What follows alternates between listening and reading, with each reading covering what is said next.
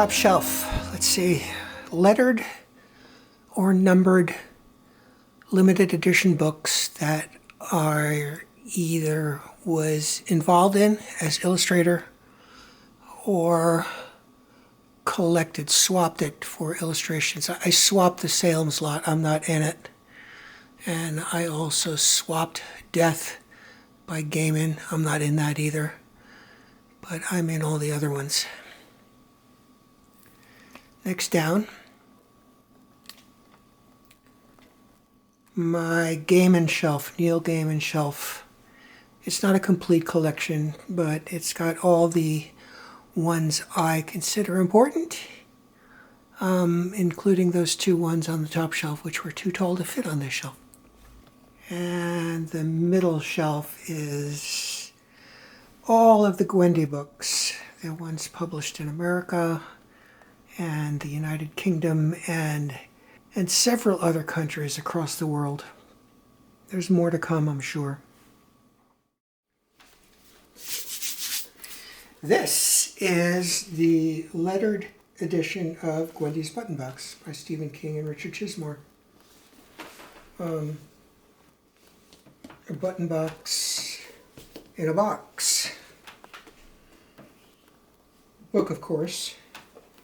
And up here, instead of a 1890s Morgan silver dollar, we get this. Another kind of coin. With Stephen King on one side and Richard Chismore on the other. Personally, I would have preferred a Morgan. But the book itself, separate edition from the trade and the numbered. This lettered edition, a little bit larger. Here's the original cover artwork by the British illustrator Ben Baldwin. Here's the signature sheet with Ben's signature, Stephen King's signature, Richard Chismore's, and mine. This, of course, is a PC copy. As one of the contributors to the project, you get a free PC copy, publisher's copy, contributor copy, whatever you want to call it. Which means this isn't worth a lot of money. This is a production of Lonely Road Books.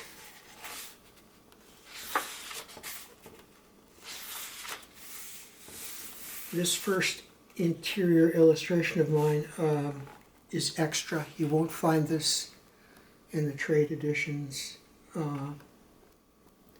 We had a little bit of a discussion about it. You'll notice that the settlement date of Castle Rock of 1777 is here, but the population number, all you see are empty hooks. That's because during long discussions between the CD staff and involving Bev Vincent as well, you know, the resident expert of everything King, no one could get an actual accurate number of how many people live in Castle Rock, so we just left it blank.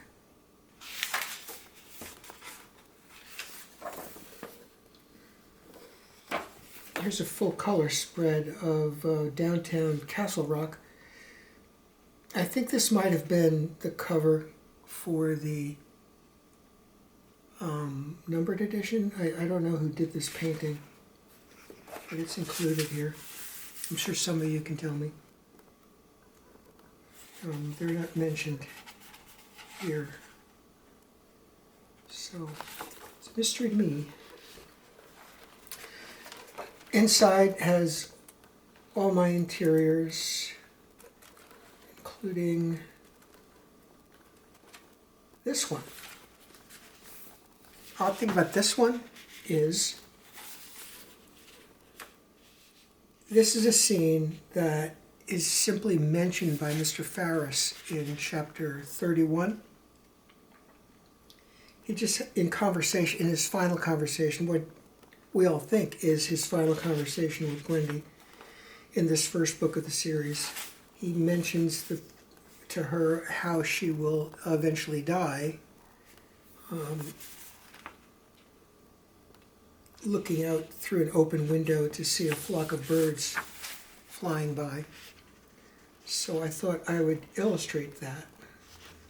But for some reason unknown to me, when the book was laid out, it ended up in chapter 2. So I don't know if anybody who got this wondered about that, but I certainly do. I know there's you want to have illustrations equally spaced, and I thought one way over there at the end of the book was a perfect place for it, since right at the end of chapter 1 we had this one, the suicide stairs and Ferris's hat. There's Gwendy way up there. So, these are kind of close to me as far as spacing goes, but it was what it was.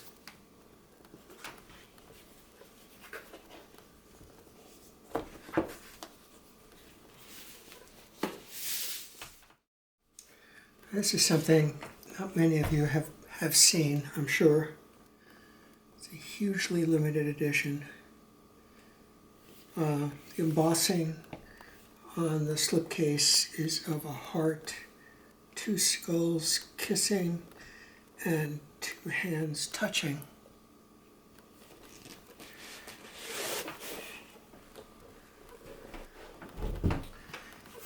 On the cover itself is the same embossing. This is all leather, by the way. And on the inside,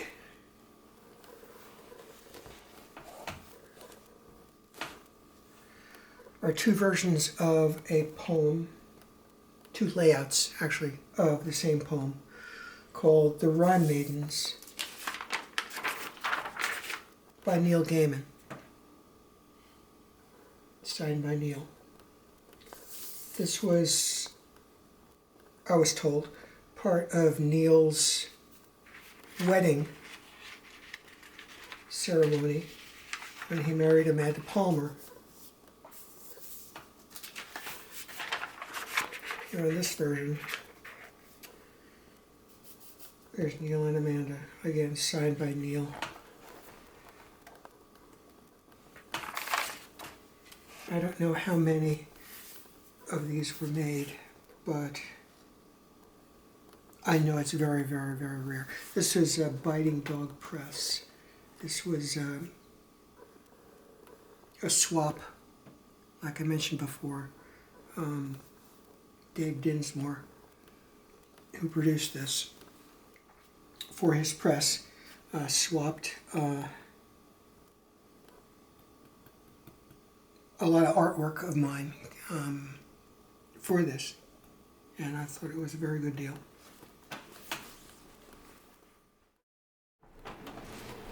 I won't show you all of the editions of the Gwendy books. Here is the French edition of the Button Box.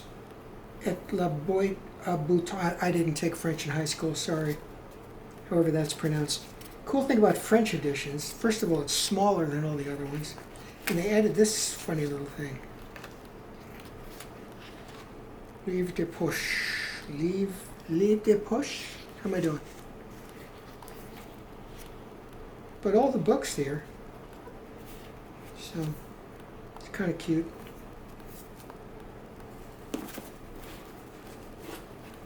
This is, let's see, Magic Feather, obviously, and Albatross.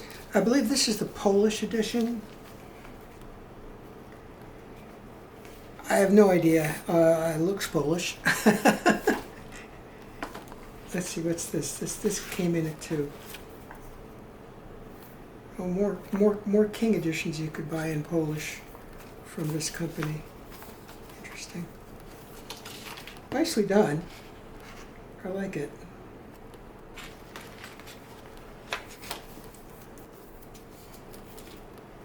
And then we come to this one. Gwendy's Button Box. Russian edition. back then, I played by the rules. I was a good little illustrator. When they said, well, you got to do business with them, I did business with them. However, when the third book came out, Gwendy's Final Task, this country had invaded the Ukraine. So when I was asked to contribute my illustrations to the Russian edition of that particular edition of the book, I said, absolutely not. Take a hike. Finally, for this show and tell, is the 25th anniversary edition of Dark Forces, edited by Kirby McCauley. This is, again, a Lonely Road Books edition. Boxed, as you can see.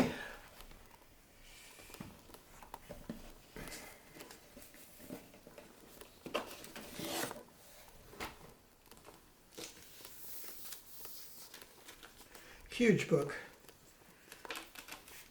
Mostly because the weight of the paper was incredibly heavy, incredibly thick. Oh, happened to open up to the illustration I did for Gene Wolfe's The Detective of Dreams. I was invited to do 3 of the stories in this. I actually was able to get the stories that I asked for. I didn't ask for the Bradbury. I definitely didn't ask for the King. I asked for the Gene Wolfe story, the Edward Bryant story, and the Clifford Simak story. I had a feeling nobody would pick Clifford's story, but he's always been a favorite science fiction writer of mine, and it was an honor to do his story, as well as the other 2. Big, heavy book. You could knock somebody out with this book. What makes this a very rare book, of course, is the signature sheet.